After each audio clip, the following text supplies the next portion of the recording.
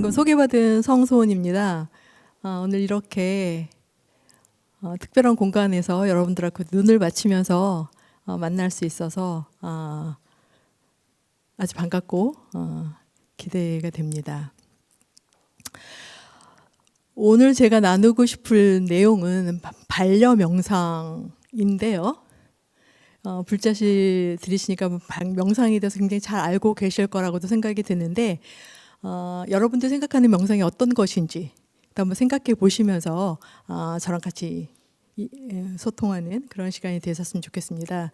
저는 한 20년 전에 참선을 했어요. 참선이라는 바다에 풍덩 빠져서 제 인생이 이렇게 180도, 360도 변화되는 그런 경험을 했습니다. 그래서 그거를 나누는 일부가 될 건데요. 제가 경험한 명상은 굉장히 폭이 넓고 깊었습니다. 폭이 넓다라는 거는 대도무문이라고 하죠. 오히려 문이 없는, 모든 것이 명상이 아닌 것이 없는 그런 세상이더라고요.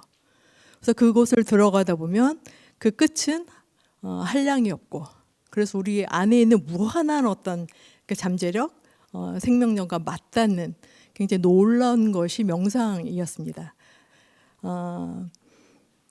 명상이 무엇인지 굉장히 다양한 정의를 할 수 있을 텐데 저는 최근에 이런 생각을 했어요. 국내에 침대를 만드는 어떤 모 기업이 꽤 오래전에 침대는 가구가 아닙니다. 침대는 과학입니다. 라는 문구로 한국인이라면 누구나 다 아는 수면 공식을 만들었죠. 어떤 브랜드인지 여러분들이 아시죠? 네. 최근에 제가 침대를 바꿨는데 결국은 과학을 선택을 했습니다. 그 정도로 그 한 문장의 힘이 굉장히 강했어요. 그래서 저는 명상을 이렇게 말씀드리고 시작을 하고 싶어요. 명상은 종교가 아니다.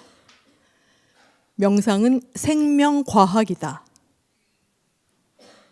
왜냐하면 명상이라는 것은 우리의 몸과 우리의 정신을 완전히 개편하고 재편하고 가장 탁월한 상태로 만드는 것이기 때문에 그렇다고 감히 말씀을 드립니다. 여러분들 그 핸드폰 다 가지고 계시죠? 저도 가지고 있어요. 떼놓을 수가 없죠. 잘 때도 머리맡에 두고 자고, 이 충전기의 이 배터리가 얼마 남지 않으면 가장 불안한 상태가 돼요.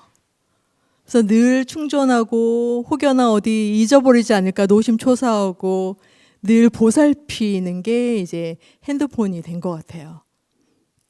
화장실 갈 때도 데리고 가고 잘 때도 곁에 두고 자고. 그런데 나는 어떠세요? 자기 자신. 나는 그렇게 핸드폰 챙기듯이 나를 보살피고 계신가요? 나를 그렇게 매일 충전하고 혹시라도 내가 어디 깨질까, 다칠까 노심초사하면서 자기를 챙기는지 한번 돌아보셨으면 좋겠어요. 보통은 자기 자신은 마치 하루 종일 눈길 한번 주지도 않고 마치 없는 사람 취급하면서 살고 있는 건 아닌지. 그러면서도 잘 살길 바라죠. 나는 나를 방치해 둔 채로. 우리가 자기 자신은 내팽개치고 늘 끼고 있는 핸드폰이 굉장히 많은 정보를 주고 유용하기도 하지만 못지않게 위험하다고 경고를 하고 있어요. 작년에 세계보건기구에서는 이 핸드폰이 술이나 담배만큼 혹은 그보다 더 우리 정신 건강에 위험하다라고 정식으로 얘기했고요. 그 우리나라의 과학기술정보통신부라는 곳에서 우리가 핸드폰을 어떻게 사용하고 있는지 스마트폰 사용 실태 조사를 했어요. 그랬더니 청소년의 거의 반 정도 되는 사람들이, 그리고 성인의 4명 중에 1명이 스마트폰 과의존 위험군으로 분류가 됐어요. 그러니까 중독이 된 거죠. 얘가 아니면 불안해서 견디지 못하는. 필요할 때만 이용하는 것이 아니라 얘한테 종속된 상태가 됐다는 거예요.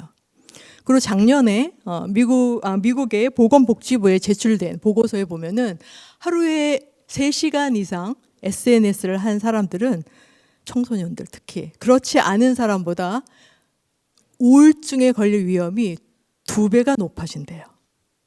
그래서 제가 최근에 뉴스에서 봤는데요. 프랑스는 내년 가을 학기부터 초등학생들한테는 이 스마트폰 사용을 전면 금지하는 것, 그것을 법제화했다고 해요. 저는 이것이 매우 필요하다고 생각이 돼요. 그리고 우리나라에도 필요하고. 그래서 식당에는 어디 가면 아이들이, 조그만 아이들이 앉아가지고 핸드폰만 계속 보고 있으면 가슴이 제가 철렁해요. 왜냐하면 우리가 무의식 중에 계속 보고 있지만 그러는 가운데 우리 몸과 뇌는 거기에 전염이 되고 그거로 인해 불필요한 것들이 프로그래밍 되고 하면서 많은 문제들을 일으키기 때문에 그래요. 인지과학자인 허버트 사이몬이라는 사람이 이런 얘기를 했어요. 정보가 소비하는 것은 주의력이다. 풍부한 정보는 주의력의 빈곤을 의미한다. 라는 얘기를 했어요. 꽤 오래전에 했던 얘기인데 실감이 되지 않으신가요? 시도 때도 없이 이게 보잖아요. 보면서 포털 사이트에서 오는 기사도 보고 수없이 올라오는 속보며 그리고 유튜브며 릴스며 많은 것들을 보면서 우리는 뭔가 많이 아는 것 같지만 그러한 것들이 오히려 우리 주의력을 산만하게 하는, 그래서 어떤 작은 것 하나에도 집중하지 못하게 하는 장본인이 이라는 거예요.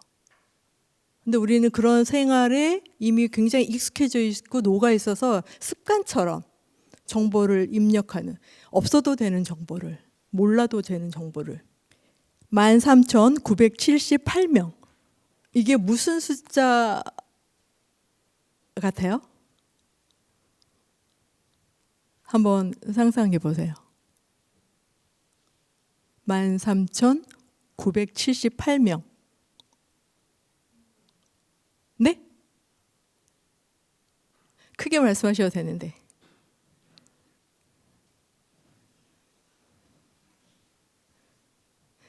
이 숫자는 작년 한 해 우리나라에서 자의적으로 자기 생명을 끝낸 사람의 숫자예요. 한 달에 하루에 40명에 가까운 사람들이 매일 스스로 이 엄청나게 소중한 목숨을 스스로 마감하는 그런 일들이 우리나라에서 벌어지고 있고, 올해는 7월 기준으로 해서 작년보다 이미 500명이 초과됐대요. 그래서 우리 한국은 OECD 국가에서 자살률 1위라는 굉장히 불명예스러운 타이틀을 달고 있고 여전히 그것이 더 견고해지고 있는 게 현실입니다. 그래서 핸드폰하고 내가 보내는 시간은 정확하게 내가 소외되는 시간하고 비례가 돼요. 그게 왜 중요한 문제냐면 우리의 하루의 대부분의 시간을 다른 것에 주의를 뺏기고 나를 보살피지 않으면 나는 방치된 만큼 어때요? 더 불안해져요. 더 불안하면 더 우울해지고, 더 우울하면 스트레스에 취약해져요. 그래서 삶이 점점 녹록해지지 않는 그러한 늪같이 빠지게 되는, 무기력해지고 생기를 잃어버리게 되는 그런 악순환.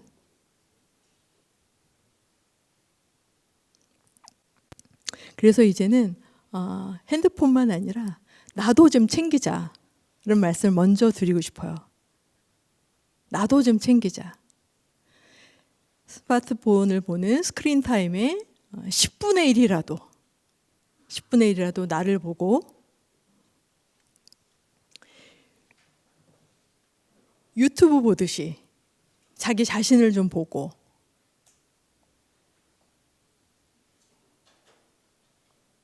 나를 보는 것이 명상이기 때문에 그래요.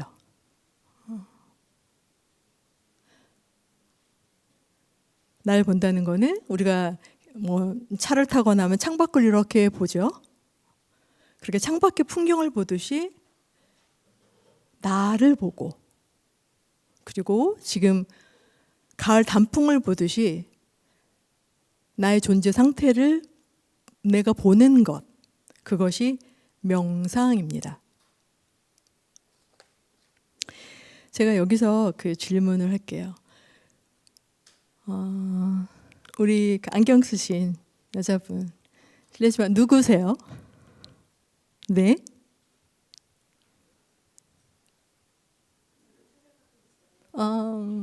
네네네. 왜 태어나셨어요?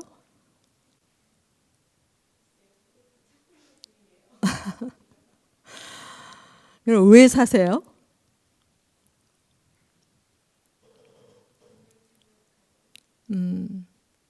맞아요. 우리는 각자 자기 삶을 살아요. 각자가. 누구도 나를 대신해서 살아줄 수가 없어요. 내 삶은 오직 나만 살 수 있어요. 근데 내 삶을 사는데 내가 누군지를 몰라. 그러면서 잘 살길 바라고, 나도 모르는데 우리는 어때요? 남이 나를 알아주길 바래요. 남이 나를 인정해 주길 바라고. 굉장히 모순 같지 않아요? 그래서 그 남이 나를 알아주지 않는다거나 무시한다거나 나의 인정 욕구가 채워지지 않으면 불만족스러워하죠. 우리는 고통을 경험해요. 문제는 거기서 끝나지 않아요. 한 발 더 나가서 우리 현대사회는, 우리가 지금 살고 있는 현대사는 고도로 경쟁 사회이죠. 끊임없이 자기 존재 가치를 증명해야 돼요. 돈을 번다는 것도 바로 그런 거죠. 나의 가치를 어필하고 거기에 대한 보수를 받는 것. 근데 내가 누군지 잘 모르는 상태에서 나의 효용 가치를 계속 증명하려고 애를 쓰려니 그 사이의 간극이 굉장히 크죠. 거기서 오는 불협화음, 거기서 오는 격차 때문에 또 스트레스를 받아요. 괴롭죠. 거기서 오는 수많은 여러 가지 감정들, 불필요한 감정들. 이것이 한 발목 정도까지만 있으면 어느 정도 핸들링이 되는데, 무릎을 지나고 허리까지 그런 감정이 차오르면은 자기 힘으로는 어떻게 조절하기 어려워지는 지경에 이르는 거예요. 그렇게 되면 우울증에 빠지게 되고, 우울증에 빠지면 점점 생기가 사라지게 되는 악순환으로 빠지게 되는 거죠. 그래서 우리가 잘 알고 있는 고전의 손자병법에도 이런 말이 있죠. 지피지기면 백전불태다. 지피, 타인을 알고 지기이 더 중요해요. 나를 알면 100번을 싸워도 지지 않는 게 아니라 위태롭지 않다라는 거예요. 100번을 싸워도. 근데 그거의 선결 조건이 상대를 알고 나를 아는 거예요. 상대만 알고 나를 알지 못하면 그것은 온전한 싸움이 될 수가 없고 여전히 불안한 상태가 되는 것. 우리가 밤길이 불안한 건 왜 그래요? 밤길이 무서운 거는 앞이 보이지 않아서 그러는 거예요. 앞이 어두우니까. 앞에 뭐가 있는지 모르니까. 무지. 그런데 불을 켜서 환하게 보이면 어때요? 불안할 게 없어요. 무지가 겉어지고 밝아지면 알면 안전해요. 알면 불안하지가 않아요. 그렇듯이 우리의 삶도, 나도 그렇다는 거죠. 나의 삶이 힘들고 불안하고 위태로움의 연속이라면 나에 대한 어둠, 나에 대한 무지가 있는 것이다 라고 이해할 수 있어요. 그럼 어떻게 해야 돼요? 나를 밝히면 되죠? 나를 밝히면. 근데 나를 밝히는 것이 명상이라는 말씀이에요.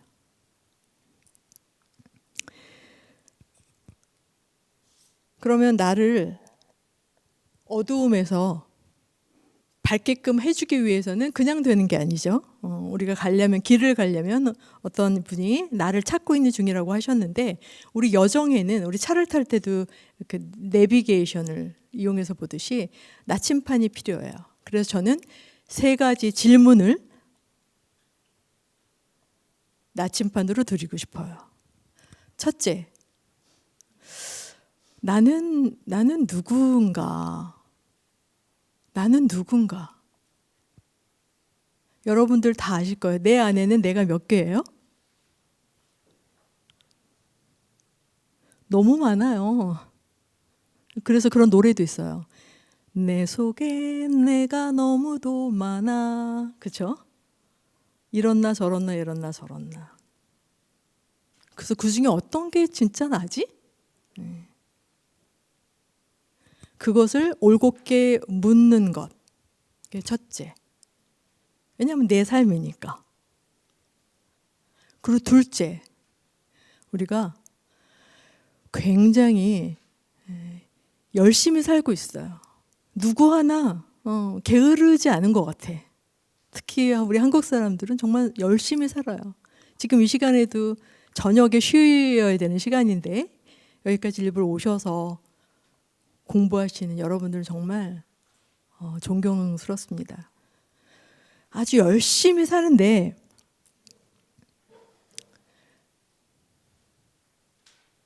어디를 향해 가고 있는지, 방향성. 길은 북으로도 갈 수 있고 남으로도 갈 수 있고 동서남북, 시방세계라고 하죠. 그 수많은 방향 중에서 나는 어디로 가고 있는지. 열심히 가고 있는데 저 앞에 사막이 있을 수도 있고 절벽이 있을 수도 있고 물론 푸른 초원이 있을 수도 있어요. 근데 그런 내가 가고 있는 이 길이 어디를 향해 가고 있는지도 우리가 한번 생각해 보면 좋을 것 같아요. 그리고 마지막 3번째 나침판은 거기를 왜 가야 되지? 거기를 꼭 가야 되는 건가요? 간다면 왜 가야 되는지, 이거의 답은 자기밖에 내릴 수가 없어요. 자기밖에. 게다가 우리 삶은 2번이 없죠. 매일이 본방이에요. 그래서 이 물음을 가지고 가는 것이 나에 대한 어둠을 밝히는 것이다. 그래서 이 물음을 들고 있으면 점점 내가 누구구나, 내가 어떤 사람이구나 라는 걸 알게 된다. 자기 이해가 가능해진다. 저는 자기 알기라고 하는데요. 자기를 알려면 끊임없이 자기를 관찰해야 돼요. 셀프 모니터링을 하셔라. 그 무엇보다도 나를 계속 관찰하는 거예요. 그래야 나를 알 수가 있어요.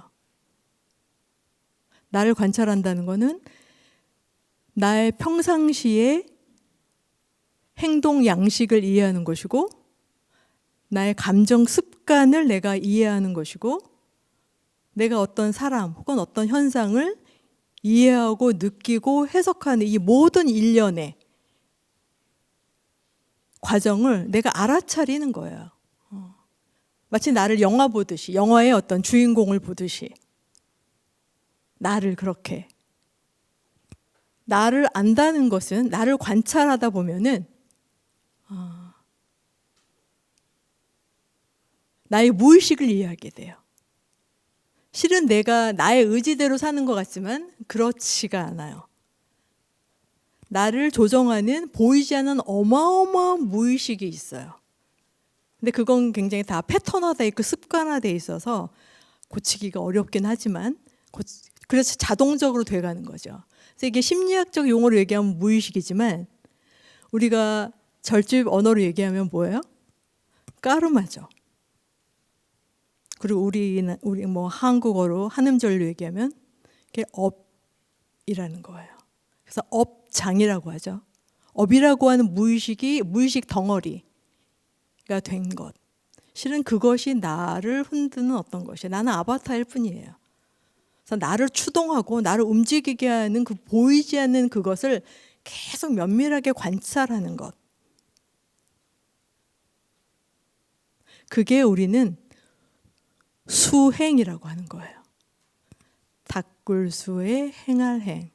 수행이라는 것이 어디 꼭 선방에만 가고 법당에만 와서 해야 하는 것이 수행이 아니라 아침에 눈을 뜨고 밤에 잠들 때까지 나의 걸음걸이, 나의 말투, 말씨, 표정, 내가 하는 언어, 감정 이 하나하나를 토파보는 것.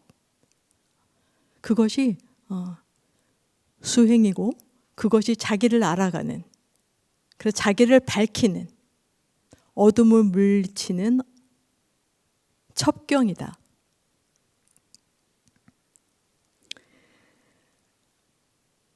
우리가 어떤 작품을 볼 때도 미술관에 가서 아는 만큼 보인다고 하잖아요. 자기 자신도 예외가 아니에요. 내가 돌아본 만큼, 내가 알려고 노력한 만큼 나를 이해할 수 있어요. 제가 계속 나를 주장을 하고 있는데 그럼 나란 뭘까요? 몸도 있고 나는 또 보이진 않지만 마음도 우리가 마음을 얘기를 많이 해요.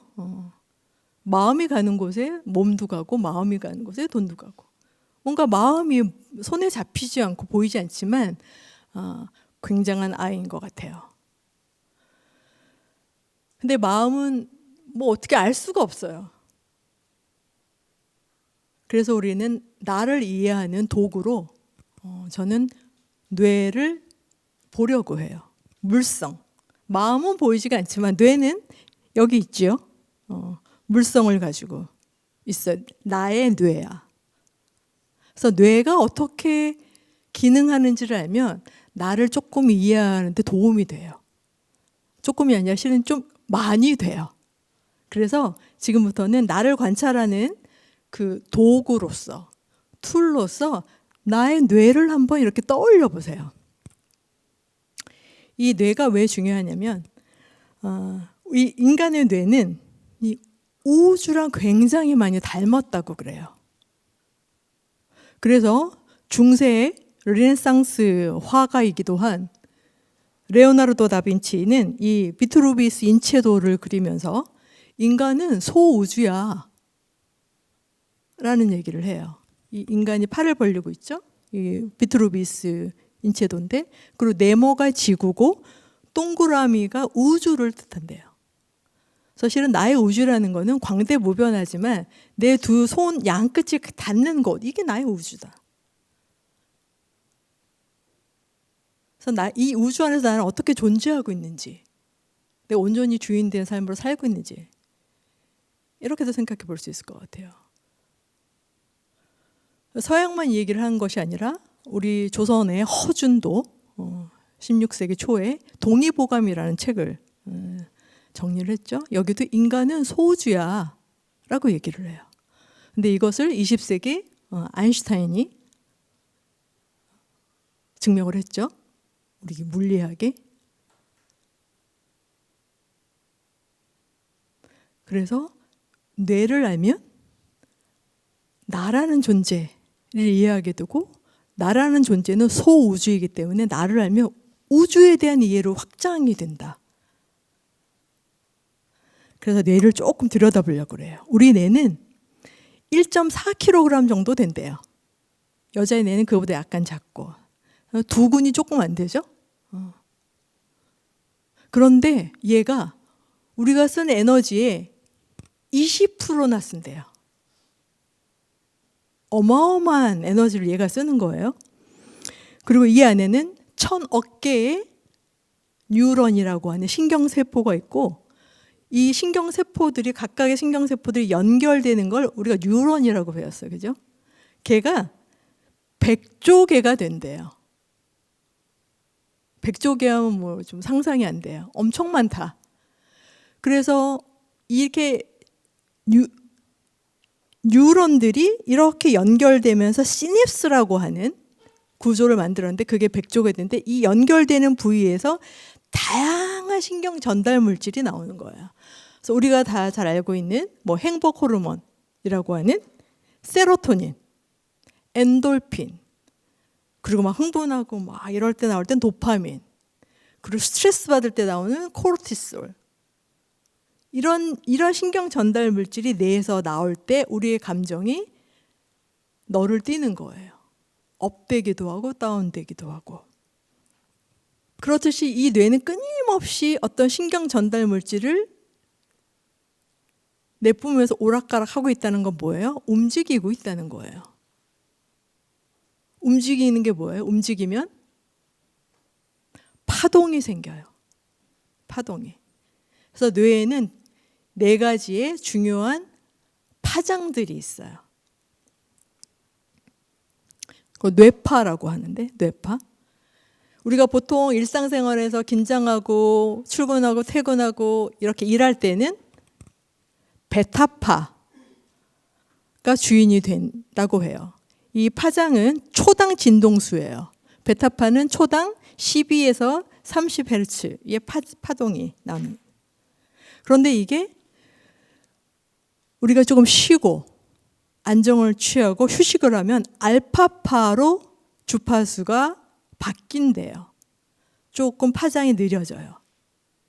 그러다가 명상을 하거나 우리가 가수면 상태, 잠이 들락말락 하거나 혹은 얼핏 잠이 깼다가 깬 것도 아니고 뭐 이런 상태 있죠? 이런 상태를 세타파라고 해요. 더 느려져요. 그래서 이럴 때 반짝하는 어떤 창의적인 생각들이 일어나는 때가 이때예요. 더 깊이 잠이 들면 델타파, 깊은 수면에서 초당 진도수가 현저하게 낮아져요. 그래서 나는 지금 내 뇌에서 나의 주파수가 어떤 것이 주겠구나라고 좀 생각해 유추해 볼 수 있을 것 같아요. 근데 이 뇌의 비밀이 있어요. 이 파장이 4개 외에 마지막에 감마파라는 게 있는데, 걔는 급속하게 파장이 빨라져요. 초당 30에서 80까지 뛴대요. 이것은 주의 집중이 깊어질 때, 소위 명상 수행을 오래 하거나 할 때, 산매 깊이 들었을 때 나타나는 현상이에요. 이럴 때는 신경 공조성이라고 그래서 저는 이런 표현을 하고 싶은데, 뇌 안에 있는 혹은 99칸에 있는 집에 있는 모든 불들이 갑자기 확 켜지는 거예요. 그래서 뇌가 한꺼번에 쫙 연결되면서 이럴 때 각성이 일어나는 거죠. 아하 하는 깨달음. 뇌가 이렇게 일어난다. 그래서 칼 포퍼는 우리 인간의 정신이라는 거는 뇌의 파장이야. 파장이 만드는 거야. 라고까지 얘기를 해요. 그래서 주로 나의 뇌는 어떤 파장이, 어떤 뇌파가 흐르는지도 한번 이렇게 생각해 보시면서 관찰할 수 있을 것 같아요. 혹시 휴가철이나 주말에 집에서 이렇게 아무것도 안 하고 쉬들 때가 있죠? 나름 쉰다고 쉬었는데 뭔가 개운하지 않고 몸은 찌뿌둥하고 머리도 지끈거리고 그런 적 없으신가요? 있으시죠? 뭐 아무것도 안 했는데 개운치가 않아요. 이거 왜 그런지를 밝혀냈어요. 뇌과학자가. 우리 뇌는 소위 멍 때릴 때 아무런 인지 활동을 하지 않을 때 활성화되는 부분들이 있대요. 그것이 디폴트 모드 네트워크라고 해요. 디폴트 모드 네트워크. 아무것도 안 하고 있다고 뇌도 아무것도 안 하고 있는 게 아니라는 거예요. 오히려 멍할 때만 반짝반짝 불이 켜지는, 여기 전두엽, 후상대피질, 두정엽피질이라고 하는 데서 활성화되는 거예요. 그리고 잘 때도 파장이 흘러요. 뇌는 어때요? 365일, 24시간 불이 켜져 있는 상태라는 거죠. 끊임없이 움직이고 에너지를 소모하는 거예요. 그래서 우리 뇌에 별명이 붙었죠. 자기중심적인 수다쟁이라고. 뇌가 그렇다 보니까 우리의 마음도 어때요? 우리 마음을 얘기할 때 이 심리학에서 멍키 마인드라고 하죠. 끊임없이 여기에서 저기로 뛰어갔다 왔다 갔다 하는 원수, 가만히 있지 못하는 원숭이처럼. 뇌가 그러니 마음도 그럴 수밖에 없어요. 근데 이게 디폴트 모드라는 거예요. 이게 기본값이에요. 기본값. 특별히 내가 어떻게 문제가 있어서가 아니라 우리 신체가 그렇게 기본으로 장착이 돼 있다라는 거예요. 그런데 이것만 하는 게 아니야. 우리는 또 멀티태스킹을 잘해요. 안 그래도 뇌가 쉬지도 못하고 일을 하는데 한 가지 일만 하는가? 그게 아니죠.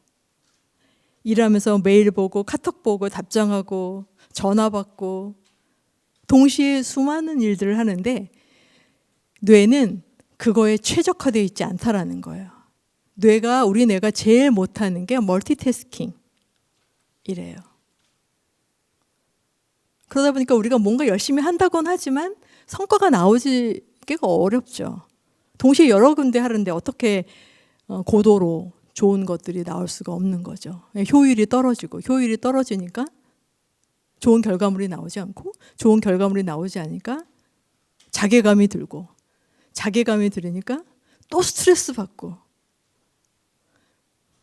쌈싸라, 윤회, 쳇바퀴 돌듯이 그런 고통의 수레바퀴를 우리 계속 돌고 있어요. 그러면 뇌는 언제 쉴까요? 뇌도 쉴 때가 있어요. 언제 쉴 것 같아요? 죽어요? 죽는 거는 너무 또 큰 일이라서 우리 삶의 영역에서는 포함시키지 않아요. 뇌는 집중할 때 쉰대요. 한 가지 일에 몰두할 때. 근데 집중이 뭐예요? 네? 네? 우리가 집중 얘기하잖아요. 근데 집중이 뭔가요?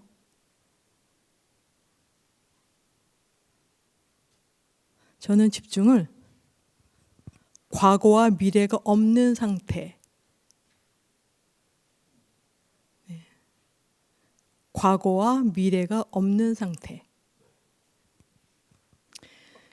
이 순간을 100% 사는 거예요. 이 순간을, 매 순간을. 근데 우리의 삶은 대부분이 그렇지 못하죠. 몸과 마음이 분리되어 있어요. 몸은 여기 있는데 마음은 10년 전에 가 있기도 하고 한 달 후에 있을 일에 가 있기도 하고 끊임없이 오락가락 하면서 지금을 살지 못해요. 지금을 살지 못하니까 계속 한 번도 내 인생을 살아보지 못하고, 안 그래도 거품 같은데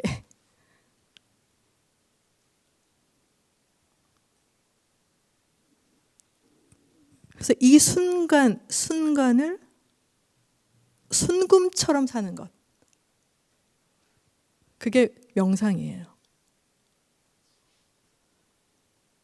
실제로 가만히 생각해봐요. 내가 살 수 있는 건 언제야?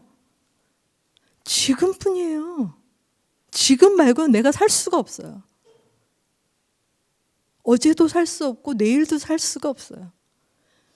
오로지 지금밖에 못 살아요. 그런데 우리는 60평생을 살아도 지금을 살아본 적이 없는 거야. 나도 모르고.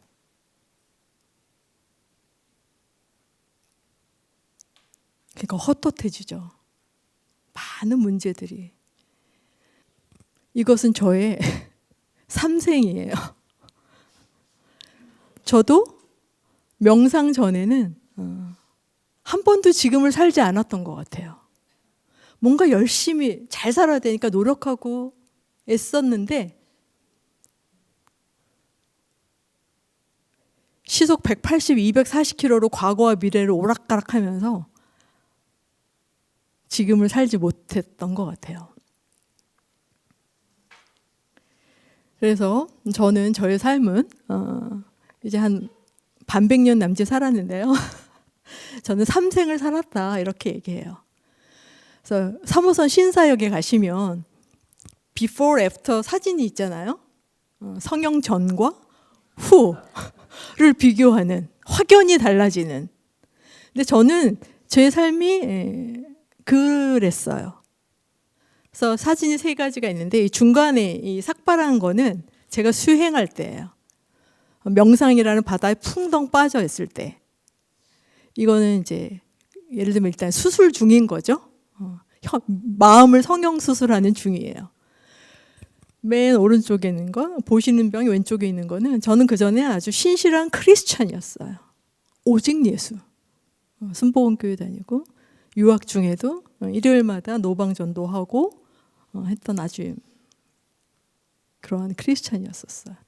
그래서 저게 비포였고 저는 참선을 했는데 참선이라는 수술을 통해서 이건 현재예요. 최근에 찍은 사진이에요. 애프터예요. 이게 현생, 저건 전생. 그래서 저는 처음으로 참선을 하면서 지금을 경험했어요. 현재. 아, 내가 헛살았구나. 내가 내 삶을 산 게 아니었구나. 그래서 이전에는 나는 하루살이야. 하루. 난 하루만 살아. 과거도 없고 미래도 없고 하루만 살아. 라고 했는데 지금은 하루도 길어요.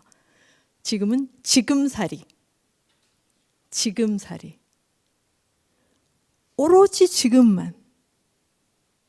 지금만. 지금만 살면 여기는 불안도 없고 고통도 없고 나도 없고 너도 없고. 그래서 제가 저는 명상을 통해서 저의 삶이 천지개벽을 한 사례이기 때문에 저는 원래 일본에서 법학 정치를 전공을 하고 크리스찬이었고 공무원이었고 했는데 교회 다니면서는 계속 반복되는 거예요. 고통이. 넘어진 데서 또 넘어지고 인생의 요철이 이게 끊임없을 것 같은 거예요. 어느 날. 그래서 성경을 덮어놓고 믿을 때는 아무 문제가 없었어요. 그냥 믿으면 되니까. 내가 나를 방기했으니까. 그런데 이대로는 안 되겠더라고요. 그래서 성경을 피고 믿어보려니까 너무 문제가 많은 거예요. 걸리는 게. 그러다가 어느 날 요한복음 8장 32절 진리를 알지니 진리가 너를 자유케 하리라 라는 문장이 저한테 굉장히 화두처럼 와닿았어요. 그래서 그때부터 저의 장래 희망은 해탈이었어요. 근데 해탈을 하려면 진리를 알아야 된다는 거예요. 조건이 붙어가지고 제가 진리를 찾겠다고 했던 게 교회를 나오고 성공회를 가고 그러다가 수행이라는 단어에 꽂혔어요. 수행. 뭔가 내가 나를 구원할 수 있는 거는 어떤 사람이 아니라 어떤 책이 아니라 밖에 있는 무엇이 아니라 이 수행이라는 거겠구나 라는 확신이 되게 강하게 100% 들었어요. 그래서 이 수행이 뭐냐 붙들고 있다가 화계사 국제선언에서 이제 숭산 스님의 제자인 형각 스님을 만나고 하면서 참선을 시작하게 됐어요. 그래서 2박 3일, 일주일, 3개월 이렇게 하면서 수행을 해보니까 너무 좋았어요. 너무 좋았어요. 그래서 그러다가 내가 원하는 것은 출가자의 삶이었나? 해서 머리도 한번 깎아보고, 그래서 유학을 갔다가 이제는 그냥 살면 되겠다 해서 유학을 마치고 다시 환속을 했습니다. 그래서 여러분하고 이렇게 명상을 주제로 이야기를 나누는 현생을 살고 있어요. 그러니까 제가 일종의 명상을 통해서 삶이 얼만큼 혁신적으로 변할 수 있는지 하나의 증거다. 그래서 여러분들도 내 삶을 시험 삼아서 나의 삶은 얼만큼 바뀔 수 있는지, 얼만큼 탁월하게, 지금도 물론 탁월하시지만 우리의 잠재성이라는 건, 우리의 생명력이라는 건 무한하기 때문에 그것을 한번 발굴해내는 즐거운 여정을 하셨으면 해서 저의 개인 이야기를 조금 나누었습니다. 그래서 이런 명상을 하면은 우리 뇌가 바뀐다라는 거예요. 지금을 사는 게 명상인데 이 명상을 지속적으로 하면 명상을 통해서 뇌가 쉬고 우리 뇌가 구조적으로 그리고 기능적으로 바뀐다라는 것을 뇌과학이 이미 20년 전부터 증명해냈어요.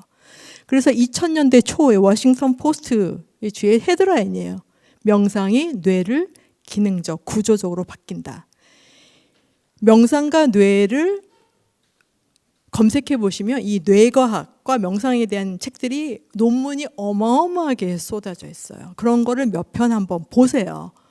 그러면 막연하게 명상해야 돼 뭐 이런 것이 아니라 내가 나를 바꾸는 굉장히 빠른 길이기 때문에 나를 이해하는 길로 이 뇌를 상상하시면서 난 지금 베타파가 너무 활성화됐는데 알파파로 가야 돼. 세타파가 좋겠는데 이렇게 내가 선택할 수도, 클릭할 수도 있어요. 내 뇌를 내가 디자인한다. 그렇게 생각하면 훨씬 접근하기가 쉽죠. 그래서 뇌가 바뀐다. 이게 왜 중요하냐면 1906년 노벨 생리의학상을 탄 라몬 이 카알이라는 사람이 있어요. 노벨상을 받은 이 사람이 청소년기가 지나면 뇌는 변하지 않아 라는 말을 했었어요. 20세기 초에. 그런데 불과 50년도 안 돼서 이게 바뀐 거예요. 뇌는 바뀐다. 이게 얼마나 놀라운 복음이에요. 고정불변되어 있는 건 하나도 없죠. 하듯이 우리 뇌도 마찬가지예요. 근데 이것을 더 뒷받침하는 것들이 계속 나오고 있죠.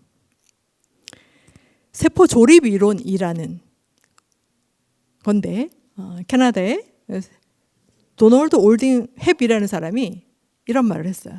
매우 중요한 말이에요. 어떤 특정한 정신 활동이 특정한 신경 연결 구조를 새롭게 만들어낸다.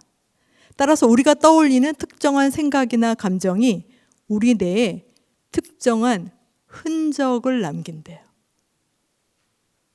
이게 세포 조립 이론이에요. 뇌 과소성이라는 말 얘기 들어보셨나요? 신경 가소성. 내가 어떤 생각을 하고 어떤 말을 하느냐에 따라서 주로 우리 뇌는 그거에 따라서 재편된다라는 거예요. 왜냐하면 내가 일으키는 생각에 따라서 뇌의 뉴런과 시냅스가 새롭게 연결되기 때문이에요. 그래서 저절로 하는 말, 저절로 하는, 그리고 우리 감정도 습관이 있거든요. 자주 느끼는 감정이 있어요. 그것들은 이미 여기에 자동적으로 길이 난 거예요, 뇌에. 길이 나서 저절로 드러나지만 이거는 고정불변된 것이 아니기 때문에 얼마든지 나의 의지로 바꿀 수 있다는 거예요. 어떻게? 다르게 길을 내면 되는 거예요.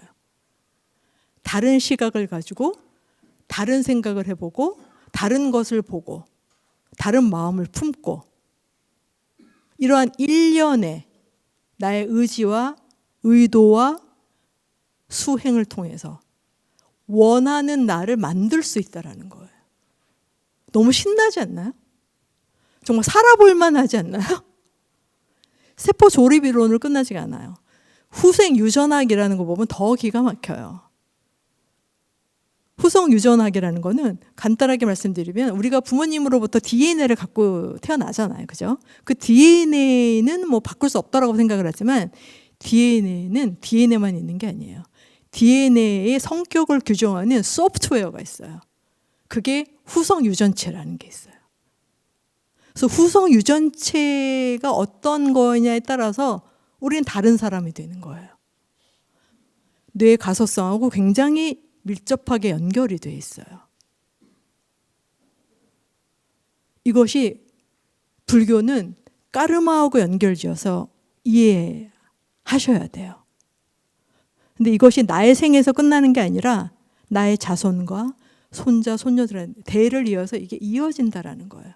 그게 과학의 증명을 하나하나 해내고 있다는 거예요. 그래서 내가 오늘 하루 이 순간 어떤 자세로 앉아 있고 어떤 생각을 가지고 있고 어떤 말을 하고 하는 얘가 하나도 빠지지 않고 내 몸에 우주에 흔적을 남긴다는 자각을 하세요. 그래서 내가 어떤 흔적을 남기냐에 따라서 나의 삶이 규정되고 나와 연결된 사람들. 우리가 전체적으로는 다 폭넓게 다 연결이 되어 있지만 그래서 나를 밝히는 건 우수를 밝히는 거다. 이거는 그냥 무슨 레토릭이 아니라 우리 의식이라는 게 경계가 없기 때문에 그래요. 우리 마음은 경계가 없잖아요. 시간도 없고 공간도 없잖아요. 우리 다 연결되어 있기 때문에 선생님의 마음이 편안하고 맑은 마음 물시면 그것이 저한테도 흘러와요. 그래서 자리 이타가 되는 거예요. 나도 돕고 남도 돕고. 여기에서 명상이 너무나도 중요하다. 명상적인 삶, 이것의 가치는 정말 아무리 강조해도 부족함이 없어요. 제가 학기 말에 우리 학생들한테 기말 레포트를 쓰라 그래요. 나의 명상 이야기, 한 학기 중에 한 것. 그러면서 꼭 너의 한 줄 정의를 담아야 돼. 나한테 명상은 무엇이다 라는 걸 포함한 레포트를 내게 하는데요. 10명이면 10명, 100명이면 100명 다 다른 정의가 나와요. 대단히 재밌어요. 이렇듯이 명상이 나한테는 무엇인지 여러분들이 실제로 경험해 보셨으면 좋겠는데 제가 중요하게 강조하고 싶은 것은 보통 우리가 명상을 한다고 하잖아요. 명상을 한다. 근데 명상은 동사가 아니다. 명상은 뭔가를 하는 게 아니에요. 어려운 걸 하는 게 아니야. 한라산을 등반해야 되고 뭐 무거운 걸 들었다 옮겨야 된다거나 뭐 그런 게 아니에요. 명상은 상태예요. 존재 상태. 내가 어떤 상태로 존재하느냐. 그래서 제가 올봄에 이 반려명상이라는 책을 정리를 했는데 왜 반려명상이라고 했냐면 명상은 동사가 아니라 움직임이 아니라 행위가 아니라 상태인데 어떤 상태냐면 몸이 있는 곳에 마음이 같이 있는 상태예요. 내 몸이 있는 곳에 내 몸이 여기 있으면 내 마음도 여기 따라서 있고 같이 있는 것. 분리되지 않고. 그래서 반려예요. 몸이 마음에 반려. 마음이 몸에 반려가 된 상태를 강조하고 싶어서 반려 명상이라고 했어요. 그게 첫 번째. 두 번째는 몸과 마음이 함께 동거하고 동행하면서 나를, 이 우주에서 가장 소중한 나를 관조하는 거예요. 나를 관조하고 나를 음미하고 나를 응시하는 것. 이게 반려명상이에요. 아, 내가 이렇구나. 내가 이럴 때 이런 마음이구나. 아, 내가 그때는 그랬구나. 그런 나를 관조하는 것.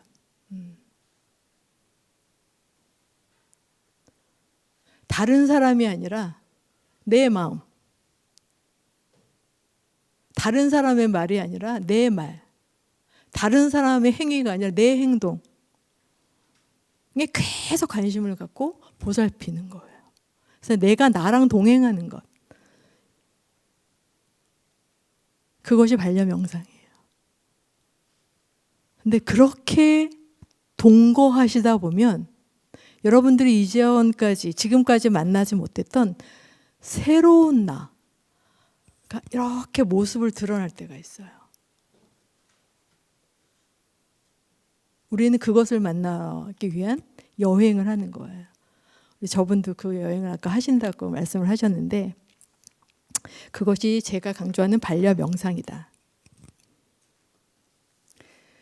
여기 이렇게 둘러보시면 나랑 똑같은 사람이 있는지 한번 보세요.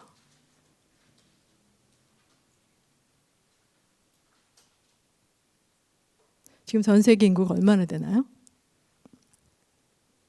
나랑 똑같은 사람이 단 하나도 없어요. 똑같은 사람이. 유일무이해. 대체 불가능해. 그런데 어때요? 우리는 계속 남을 신경 쓰고 남을 흉내내려고 해. 남을 따라고 하려고 해요. 거기에 많은 시간과 에너지를 들여요. 그래서 잘 안 되면 그것 때문에 스트레스를 받고 사서 고생을 하는 거죠. 남을 의식하고 남을 흉내내려고 하는 거는 맞지 않는 옷을 입는 거예요. 나한테 어울리지도 않는 옷. 나는 나한테만 맞는 옷이 있어요. 그래서 반려명상은 나의 맞춤 옷을 입는 거예요. 그래서 나를 모니터링하고 나를 보다 보면 아, 나는 이게 어울리는구나. 나한테 어울리는 색깔도 알게 되고 나한테 어울리는 스타일도 알게 되고 점점 나에 대한 알미 커지니까 그럼 고유한 나의 스타일이 생겨요. 그걸 우리는 제 멋이라고 하죠. 나의 컬러. 나만의 고유한 향기. 내 색깔. 그걸 우린 뭐라 그래? 자기다움이라고 하잖아요. 그죠? 나다움. 나다움은 오직 나밖에 없어요. 그래서 남을 고려할 필요가 없어요. 남은 경쟁의 대상이 아니에요. 그냥 존재를 존중해주면 되는 것. 끊임없이 나의 가치, 나의 유니크함, 나의 고유한 어떤 것. 그것을 계속 발견하려고. 그걸 찾아내야죠. 한 번뿐인 인생인데. 그래서 계속 그런 자기를 경험하다 보면 매 순간순간 자기를 경험하다 보면 자기에 대한 아움, 자기를 알게 되고 자기를 알게 되면 어떻게 돼요? 자기를 믿게 돼요. 내가 나를 믿을 수 있게 되는 거예요. 칸트는 판단력 비판에서 불신을 이렇게 얘기해요. 미신을. 나에 대한 불신이 미신이래요. 너무 확 와닿지 않으세요? 나에 대한 불신이 미신이다. 세상에 지금 미신이 팽배해 있어요. 다 자기를 믿지 못해서 어딘가를 찾고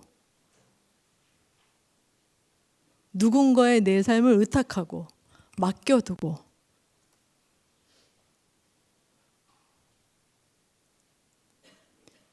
이 불신이 팽배한 세상이다 보니 세상에 평안이 있을 수가 없어요. 너무나도 지난한 일이 되는 거예요. 아무것도 믿지 말아라. 오직 자기에 대한 믿음, 내가 나에 대한 믿음이 차오르게 100%가 되게. 그래서 누구 눈치 볼 것도 없이 내가 나를 믿게 되면 당당해지죠. 그냥 나답게 살면 되니까. 어떻게 생겼든 어디에 살든 어떤 집에 살든 그냥 그게 나니까.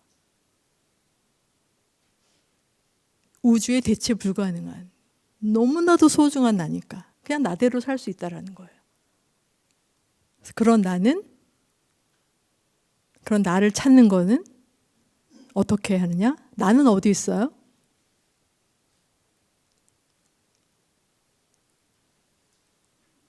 나는 여기 있죠? 어디 저기가 아니에요. 어디 저기가 아니라 여기 있어요. 밖에 아니라 이 안에. 그래서 우리 불가에서는 회광반조라고 하잖아요. 선불교에서. 그죠? 빛을 돌이켜서 나를 보라는 거예요. 우리의 관심을, 우리의 시선을, 우리의 주의를, 우리의 눈길을 밖이 아니라 이 안을, 이 안에 있는 어마어마한 보고, 이 안에 있는 어마어마한 어떤 것, 아직 발현되지 않은 그것을 찾아내는 일. 우리는 그것을 초능을 아껴서 해야 돼요. 왜냐하면 언제 내 생명이 끝날지 몰라. 여기 계신 분들 중에서 내가 언제 이 삶을 마감할 건지 아시는 분 한 분도 없으시잖아요. 그죠? 100세 인생이라고 하지만 그걸 누구도 담보하지 못해요. 우리는 내일을 알 수 없어요. 그래서 끊임없이 메멘토 모를 해야 돼요. 그래서 지금 죽어도 원한이 없게, 후회 없게, 미련 없게 살아야 돼요. 그래서 지금은 금쪽같이 써야 되는 거야. 지금은 금쪽같이 깨어 있어야 되고. 그래서 그 시간을 끊임없이 밖이 아니라, 우리가 부동산 시세는 되게 잘 알고, 코인 주가도 잘 알고, 연예인의 사생활도 잘 알아. 근데 자기를 몰라. 그래서 내가 나에 대한 알을 키워가는 이 일에 끊임없이 회광반조, 안을 들여다보는 작업이 너무 중요하다. 그게 반려명상이다. 우리가 아까 내가 하는 특별한 생각이 나를 바꾼다듯이 명상이라고 하는 특별한 정신 활동을 통해서 내가 원하는 내가 원하는 삶으로 재편할 수 있다. 이걸 여러분의 스스로 한번 실험을 해보세요. 저를 믿지 마시고 한번 어떻게 재편되는지. 그렇게 자기 관찰을 하고 자기와 동행하는 일상을 계속 살다 보면 좋은 일들이 막 꼬리를 물어요. 이거는 이제 스트레스는 줄어들고 당연히 그럴 수밖에 없지. 어제 지금의 스트레스가 들어올 틈이 없어요. 지금 깨어 있으면. 스트레스가 없으니까 면역력이 좋아져요. 몸도 건강해지고 자기 삶의 통제력도 더 좋아지고 수도 없이 많아요. 이 명상의 미덕은. 근데 저는 이렇게 얘기하고 싶어요. 반려명상으로 내가 체화되면 내가 나를 덜 괴롭혀요. 그리고 나를 누구와 비교하지 않아요. 그리고 나의 장점을 발견하게 돼요. 나의 고유한, 내가 너무 즐겁게 잘할 수 있는 일이 무엇인지 발견하게 되고 그것을 위한 건강한 욕망, 나의 욕망이 무엇인지. 누가 이쪽을 가니까 여기가 좋대 해서 따라가는 게 아니라 그건 그 사람 거고 내가 가야 할 나의 욕망이 무엇인지 알게 돼요. 그리고 중요한 것이 무엇인지 알기 때문에 선택하고 집중하게 돼요. 선택과 집중을 하니까 결과가 좋을 수밖에 없어요. 그리고 좋은 것, 아름다운 것을 느끼는 미의식이 깨어나요. 점점 세상에 이거 아름다움을 향유하게 되는 스트레스나 고통이 아니라 살아있는 것에 대한 경외심, 가을 햇살, 이 모든 것들에 감탄하게 되는 그런 삶. 단순하고 삶이 명료해지고 생명력이 가득한 그런 삶으로 이렇게 바뀌는, 선순환되는, 아까의 그 괴로움이 괴로움을 낳는 윤회가 아니라 좋은 것이 더 좋은 것을 이끄는 이렇게 선순환되는 삶으로 전환된다라고 저는 말씀 드릴 수 있어요. 그래서 오늘은 이 정도면 반려 명상이라는 것이 얼마나 유익한 것인지, 그리고 우리는 그것을 할 수 있는 존재로 이 삶을 경험하는 인간으로서 이 기회를 놓치지 마시기 바라고요. 이 좋은 것들을 내일이 아니라 지금 당장 내 삶에 적용하시면 돼요.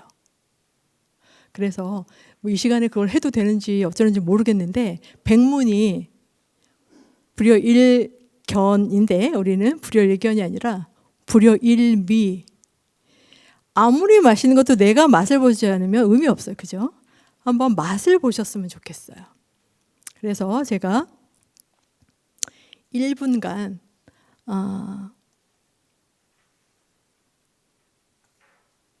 싱잉볼을 사인으로 해서 1분간 내가 지금 존재하는 것, 우리는 숨을 쉬기 때문에 존재해요. 그래서 내가 어떤 숨을 쉬고 있는지 한번 눈을 감고 자연호흡, 일상호흡, 의도적인 단전호흡이 아니라 우리가 쉬는지 안 쉬는지도 모르는 그런 일상호흡 있죠? 그걸 한번 세어보세요. 몇 개를 쉬는지. 들숨하고 날숨할 때 한 번, 들숨하고 날숨할 때 두 번, 이렇게 세는 거예요.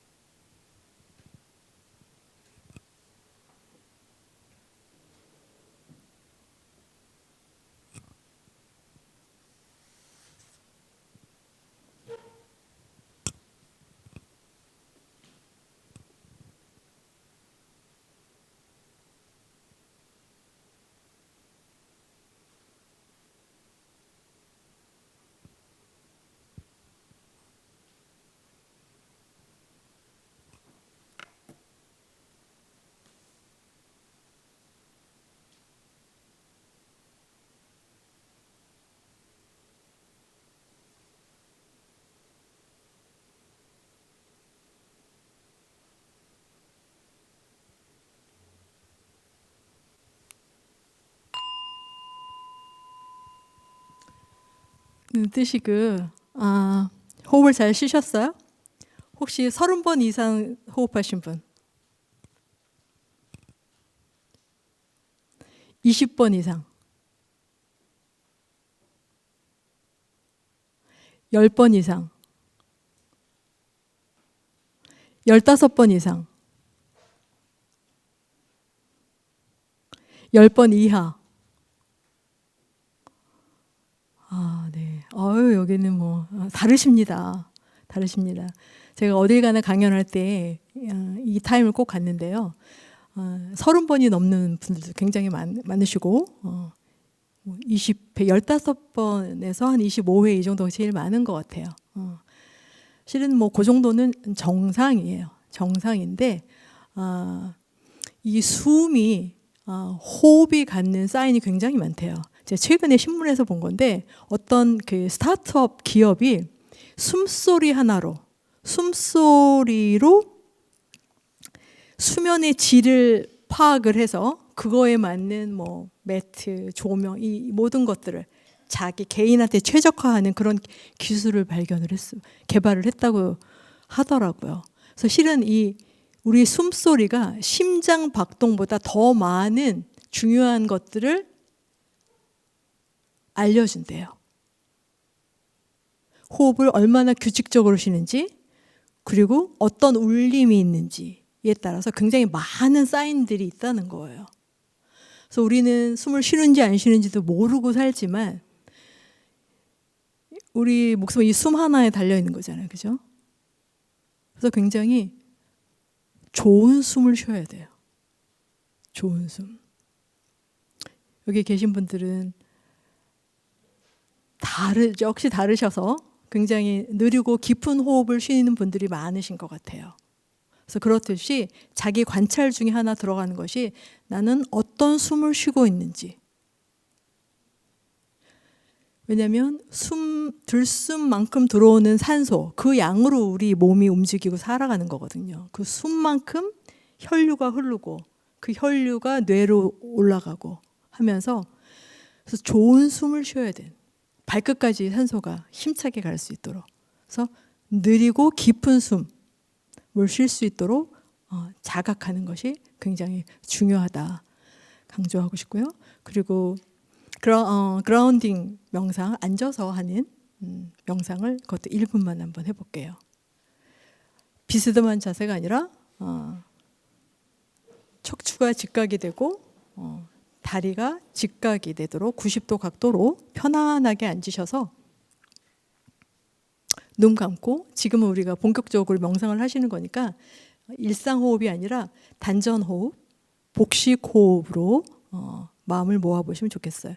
들숨에 하복부가 볼록 나오고 날숨에 모든 탁기가 빠져나갈 때 하복부도 홀쭉해지는 그 배의 움직임에 주목하셔도 좋고요. 눈을 감고 들고 나는 호흡에 집중하셔도 좋아요. 그렇게 1분만 지금을 놓치지 마시고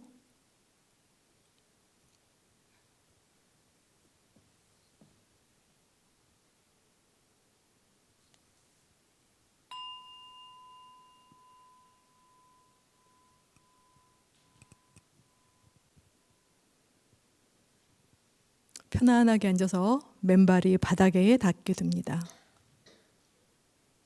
눈을 감고 깊게 숨을 쉽니다. 생각이 오면 그렇구나. 구름이 흘러가듯 그냥 흘러가게 놓아둡니다. 내가 지금 여기 살아 있습니다. 지금 이대로 있는 그대로 나는 온전합니다.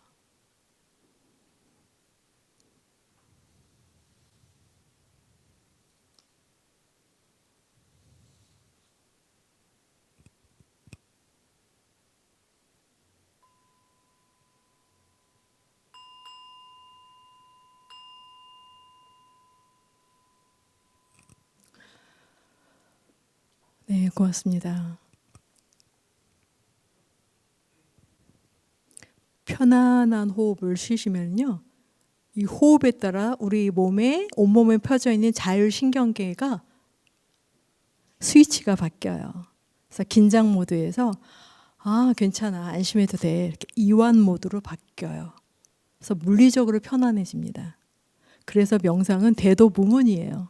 문이 없어요. 숨만 잘 쉬어도, 숨 하나만 잘해도, 한숨만 잘 쉬어도 지금을 사는 거고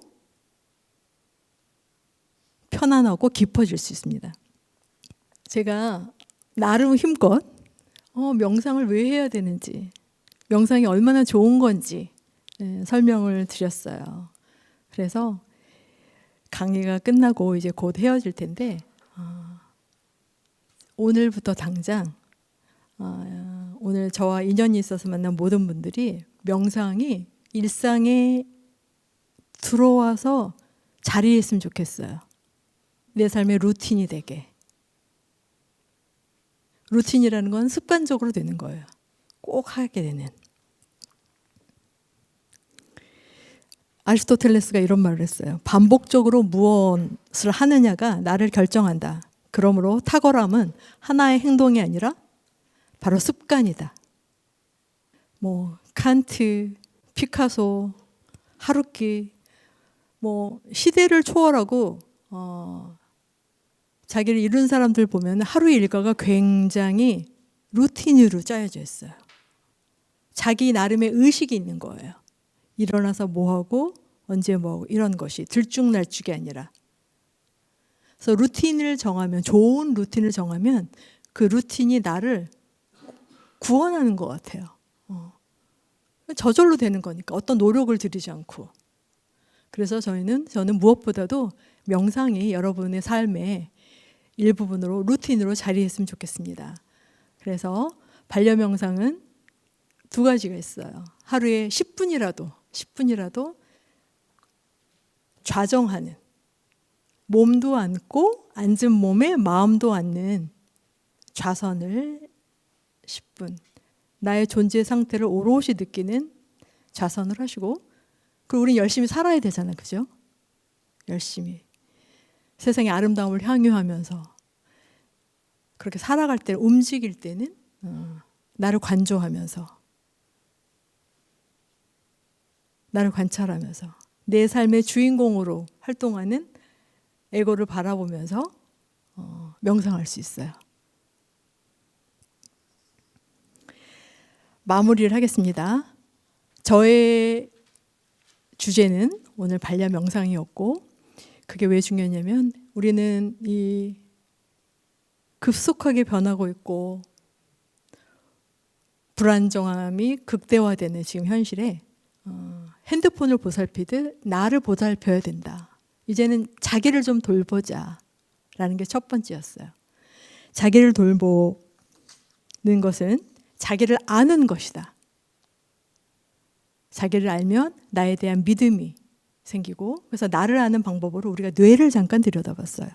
뇌가 어떻게 운동하는지, 나의 뇌는 어떤지.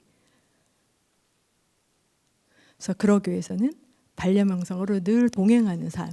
그러다 보면 지금까지 알지 못했던 그 위대한 나, 내 안에 있는 한량없는 생명력, 그게 내가 맞닿게 된다.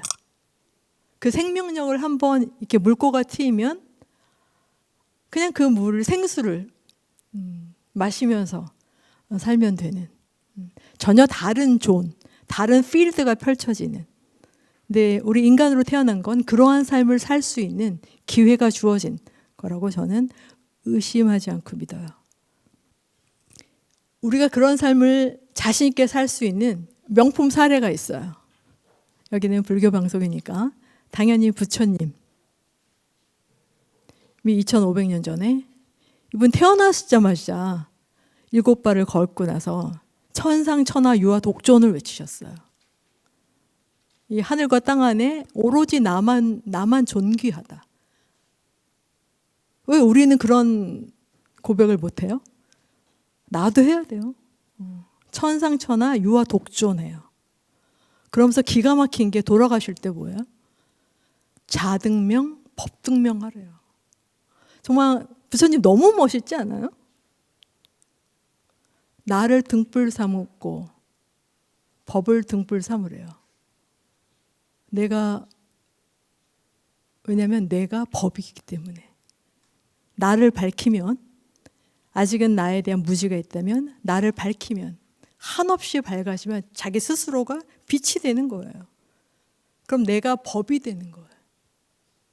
예수님이 그렇게 말씀하셨어요. 내가 곧 길이요 진리요 생명이니 나로 말미암지 않고는 아버지께로 갈 자가 없다.